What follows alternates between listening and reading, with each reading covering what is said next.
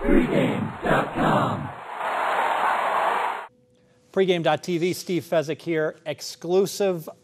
We got the holidays coming up, so we are juggling the schedule. The A-team, the Wednesday group, taking their bye week, so we are moving our Tuesday group to Wednesday. That's we will have on Vegas Runner and Brady Cannon Fire the Cannons on tomorrow. I am here to break down some early games, but more importantly, I'm going to go ahead and talk about some betting techniques here. In particular, in futures, we're all starting to talk about, well, who's going to win the Super Bowl this year? And I wanted to break down why all of the future bets are bad across the board and how to make money in the futures markets and what to avoid.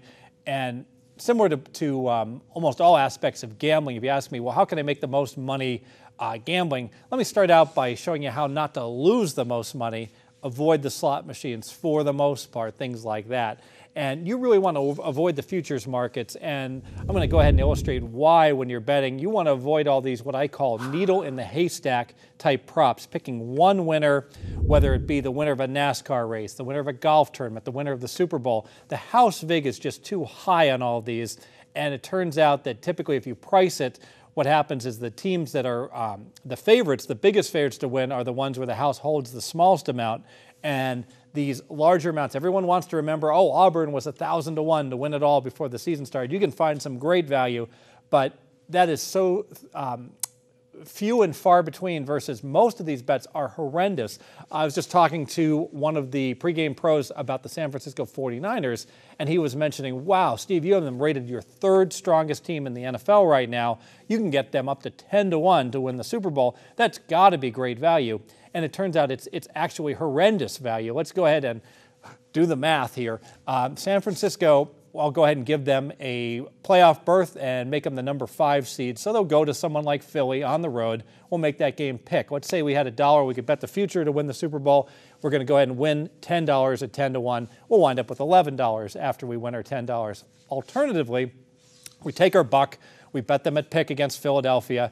It goes up to $2. They win that game. Then they go to New Orleans, and they are 3.3, maybe even a 3.5-point dog when they play at the Saints. We go ahead and take our $2, bet on the money line plus $1.55, wind up with about $5. Then they go to Seattle. Well, now at Seattle, they're going to be like plus $1.80 underdog on the money line because it'll probably be like 4.5-point dog.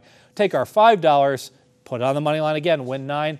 Now we got $14. We have our $14, and they go to the Super Bowl. They play Denver. They'll be a dog. They play somebody else. They'll be a favorite. Call it pick 'em. Double up $14. Now we got $28 from our original $1. So we've effectively, should be getting 27 to 1 when we bet the 49ers. Now, if you saw that on a futures board and you saw them at 15 to 1, you'd be like, wow, that's the third best team. That's great value. Just doesn't work out. Being one of the strongest teams doesn't help you any when you have a crappy playoff draw. And if you don't have home field in the playoffs in the NFL, that is indeed a crappy draw. So next time when you're about to go to the window, call me, ask me if, I've told everyone, any bet you're about to make on anything that's more than 10 to 1, typically I would be more than happy to give you a 20% bump up on that team, and you're still catching much, much the worst of it.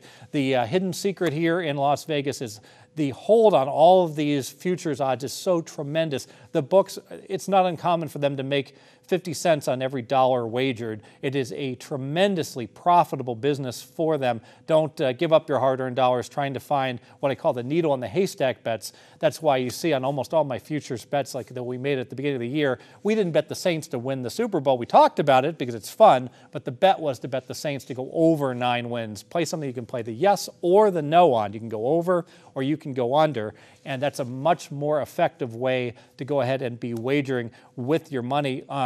We're all starting to handicap college basketball now.